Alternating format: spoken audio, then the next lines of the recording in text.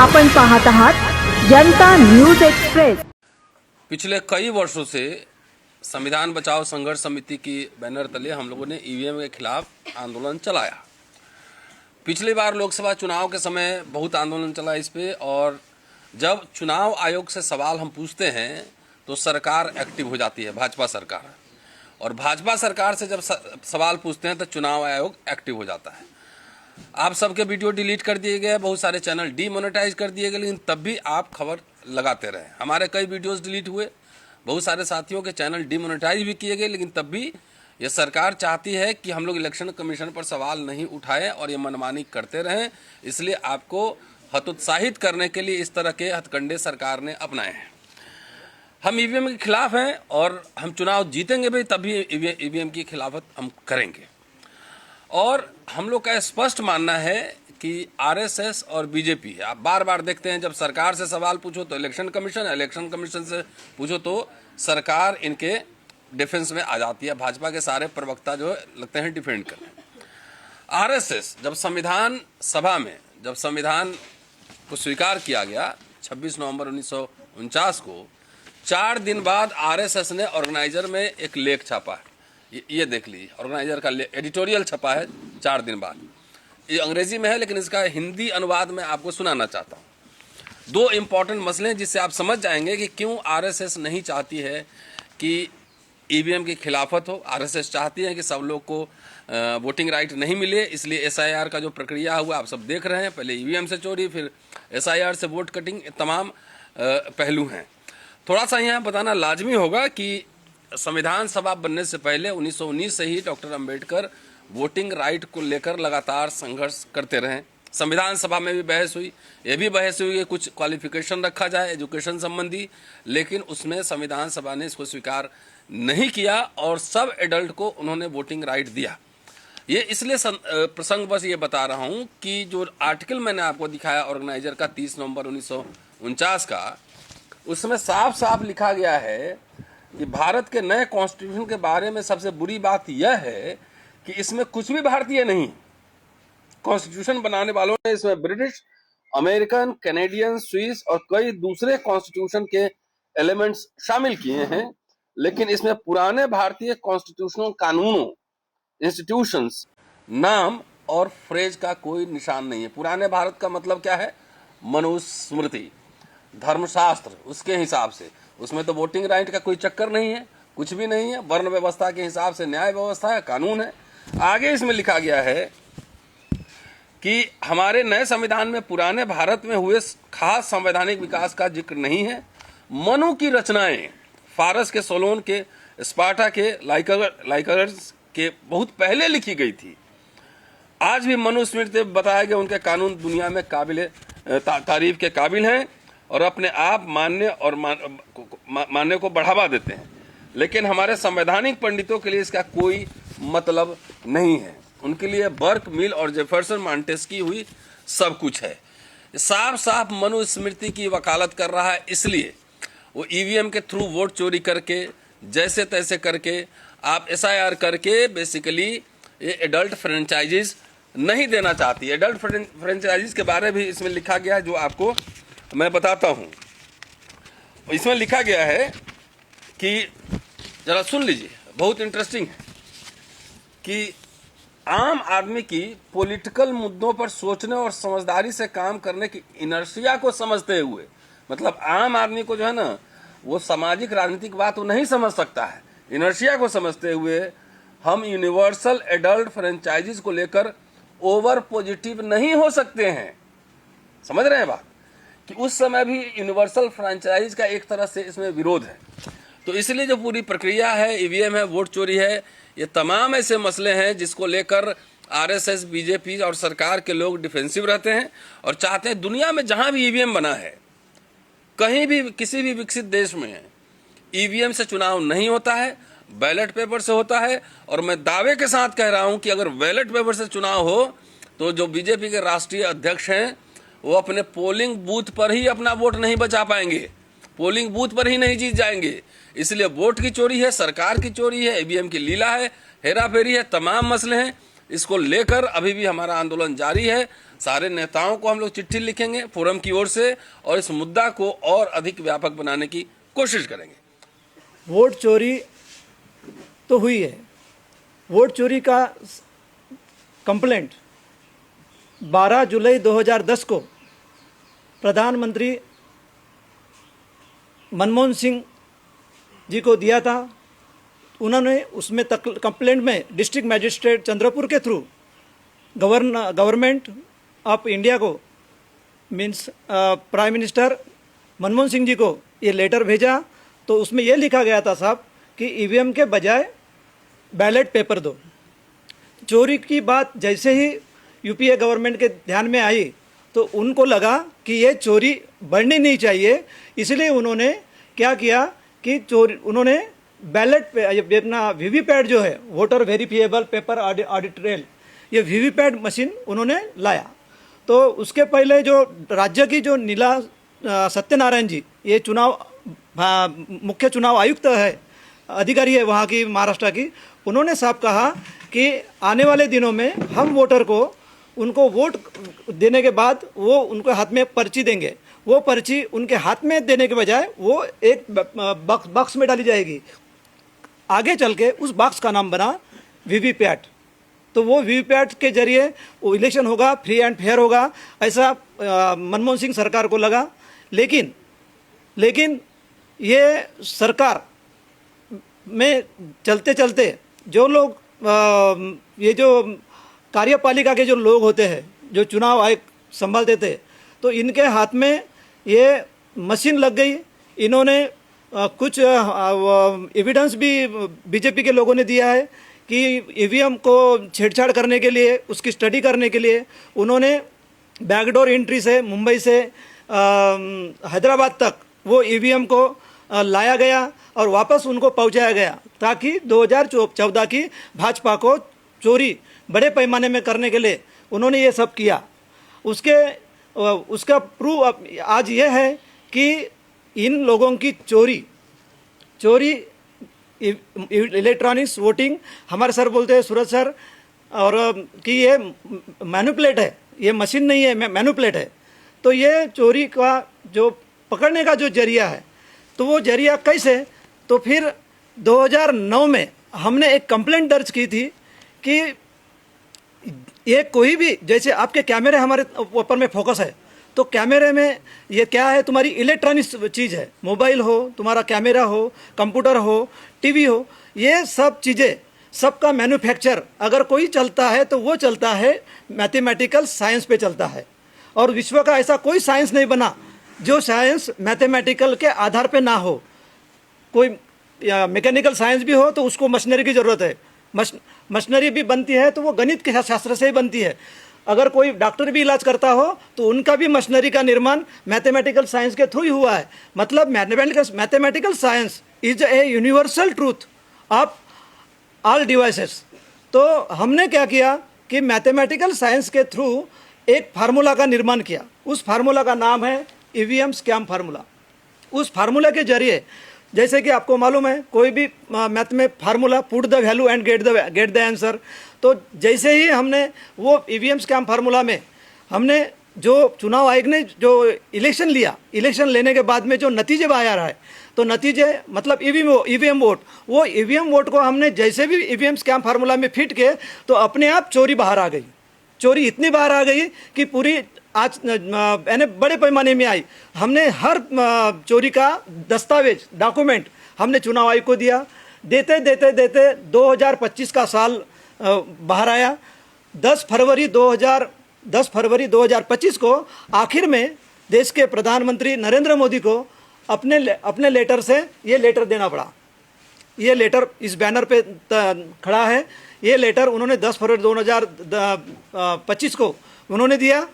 उस लेटर में स्पष्ट लिखा कि हमें सजेशन चाहिए, क्योंकि ये वोट की चोरी गणित शास्त्र ने पकड़ी है। कल चल के ऐसा ना हो कि article 51A, article part 4A में आर्टिकल 51A जो है उसमें साफ लिखा है कि ज्ञानार्जन हो, सुधार की भावना हो, और तो नागरिकों को वो मिलना चाहिए।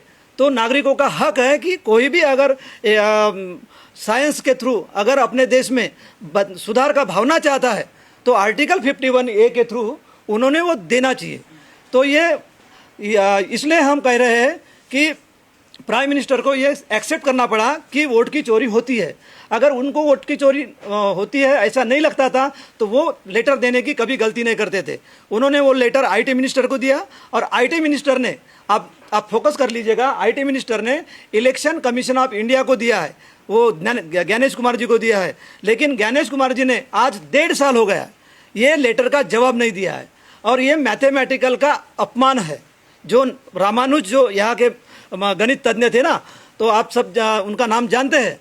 तो ये देश के गणित का अपमान है। ये देश के बाबा साहब भी बोलते थे कि मैं आजन्म विद्यार्थी हूँ। एक विद्यार्थी ने जो स्कैम फार्मूला ढूंढ के निकाला, उसकी चोरी पकड़ी, वो डॉक्यूमेंट प्राइम मिनिस्टर के हाथों में दिया, चुनाव आयोग के दफ्तर में दिया और यहाँ तक उनकी सफलता प्राप्त हुई, फिर भी वो देना नहीं चाहते। तो ये गलत हो रहा है। मैं इसमें से कुछ आपको एक चीज़ें बताऊंगा, बस उसमें मैं आपको एंड करूंगा, फिर हमारे साथी बात करेंगे। लोकसभा 2019 में जो देश का जो टोटल वोट हुआ वो वोट हुआ 61 करोड़ 8 लाख 073। हमारी थोड़ा मराठी है, अंग्रेजी हिंदी में जरा हमारे ज़्यादा अनुभव कम है, थोड़ा समझने की कोशिश कीजिएगा। 073 है, तो इसमें 073 ये लास्ट डिजिट है। सेम 2024 का लोकसभा देखोगे आप, उसमें भी पूरे देश में मतलब इंडिपेंडेंट और तुम्हारा नोटा यानी नन ऑफ द अबो, ये दोनों का वोट अगर माइनस करें तो जो बचता है तो वो सिर्फ बचता है देश के पॉलिटिकल पार्टी का। तो देश में 747 पार्टियां खड़ी थी। कितनी खड़ी थी? 747। 747 पार्टी का जो टोटल ईवीएम वोट आया वो आया 61 करोड़ 75 लाख 39,073। तो 073 इसमें भी फिगर सेम है, जो 2019 के भी है और 2024 के भी है। उसके बाद में हरियाणा में जो विधानसभा का चुनाव हुआ, विधानसभा का 2024 में, इसमें भी भारतीय जनता पार्टी को जो ईवीएम का वोट मिला, उस ईवीएम के वोट में भी 55,21,073, मतलब उसमें भी 073 है। ये 073 3 बार रिपीट होता है। तो ये स्पष्ट दर्शाता है और दिखाता है कि वोट में चोरी हुई है। और मैं आपको आगे की एक बात बताता हूँ, ये इसमें महाराष्ट्र में जैसे कि 2024 के लोकसभा में बीजेपी पार्टी जो खड़ी हुई है, 073 मतलब लास्ट के 2 डिजिट 73 ही है। तो 24 के इलेक्शन में 240 जो सीट भाजपा जीती है, तो भाजपा 240 जीती है, वो भी चोरी करके जीती है। वो भी मैं आपके सामने पेश कर रहा हूँ। उसका आंकड़ा है वोटिंग का 15 करोड़ 91 लाख 30,973, मतलब उसमें भी 73 है अंतिम। उसके बाद में और आगे मैं लेके जाऊंगा आपको। महाराष्ट्र के भी इलेक्शन में आ जाइए आप। महाराष्ट्र के भी इलेक्शन में कांग्रेस पार्टी को वोट मिला 79,36,573। इसमें भी 73 है, इसमें भी 73 है। और आप जाएंगे तो कांग्रेस पार्टी 2019 के लोकसभा में जो खड़ी थी, तो देश में जो उनको वोटिंग मिला, उसमें भी जो वोट मिला उनको, तो वो मिला 11 crore 91 lakh 36,573।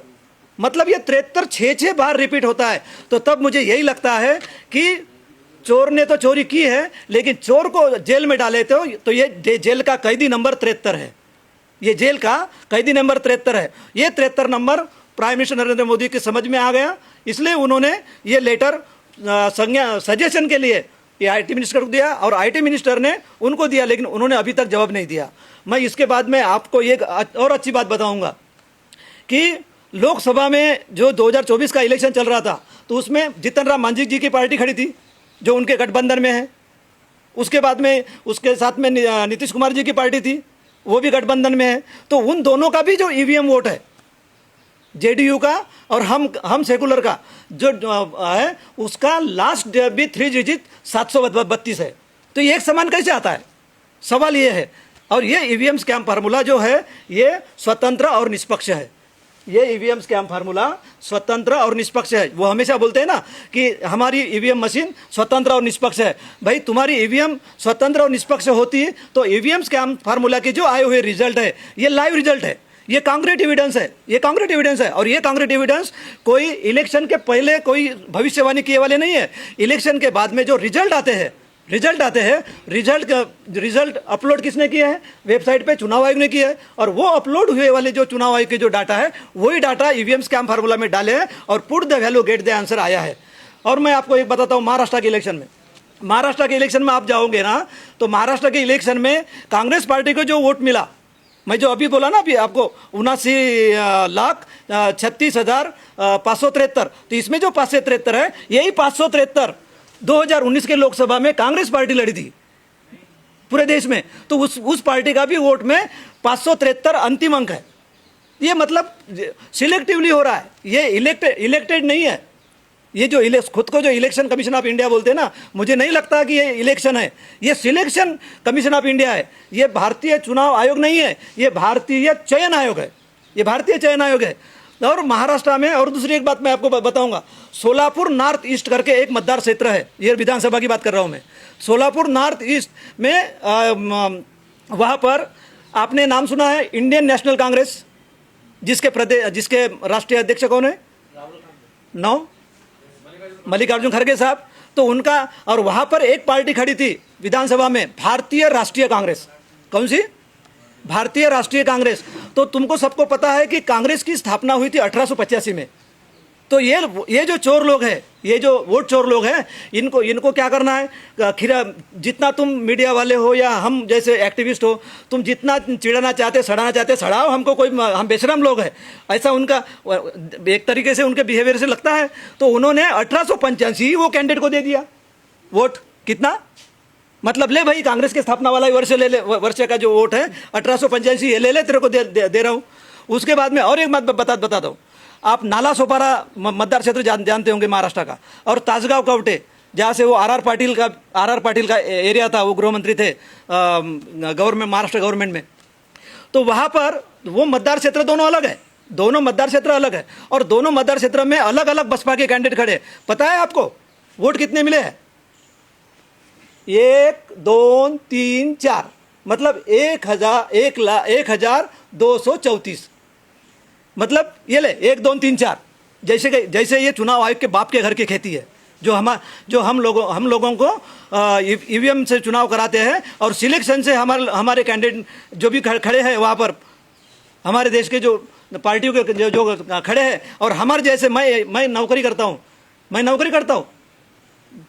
Public work department Maharashtra में।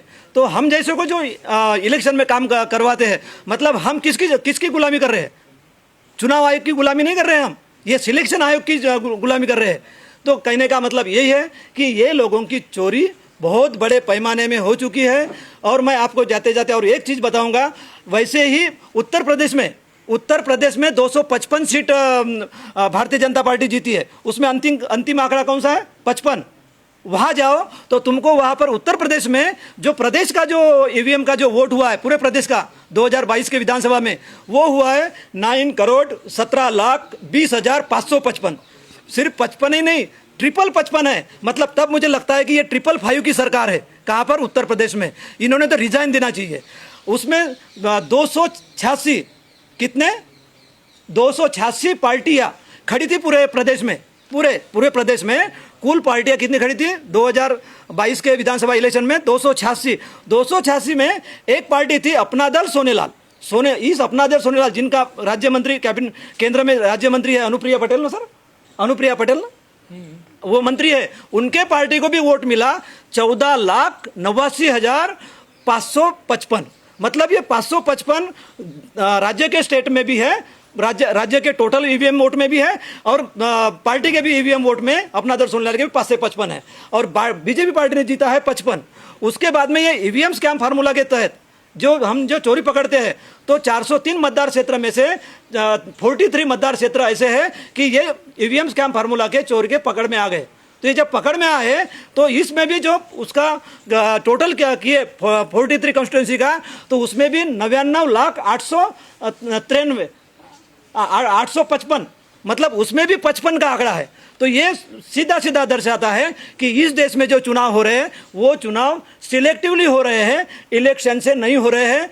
तो इसलिए हम ये कहना चाह रहे हैं कि हमारे पास मटेरियल तो बहुत है, हम इतना ही कहेंगे कि ये जो लेटर है, इस लेटर को अगर देश की सरकार अगर अपने आप को गरिमा चाहती है, गरिमा की सरकार मानती है, तो ये लेटर को का जवाब दे, वरना मैं इस देश के मिलेनियल से उनको एक सुझाव देना चाहूँगा, एक अपील करना चाहूँगा मिलेनियल से कि आप जैन जी और जैन अल्पा को उनके जेब पे बैन ईवीएम सेव इंडिया नाम का बैच बांटे। जैसे कि मैं रिपब्लिक ऑफ इंडिया, लोग बोलते हैं कि मेरे देश का नाम क्या है, मेरे देश का नाम है गणतंत्र भारत, हिंदी में, इंग्लिश में है रिपब्लिक ऑफ इंडिया, और विदेश में मेरे देश के नाम की पहचान है रिपब्लिक ऑफ इंडिया, और कोई नाम का मेरा देश की पहचान नहीं है। इतना तो सच है, और ये सच मेरे बाबा साहब ने मेरे कंधे पे लगाया है, और कंधे पे बोझ लेके मैं चल रहा हूँ। ईवीएम से वोट चोरी सिद्ध हुई है। अब सरकार इससे ज़्यादा दूर ना भागे, जल्दी से जल्दी कार्रवाई करें, वरना हम आगे की जो आपने जो अभी स्टूडेंट का आंदोलन देखे, आगे आपको वोट चोरी के खिलाफ में और ईवीएम के खिलाफ में बैन के लिए हम आपको ये जाते जाते इशारा दे रहे हैं।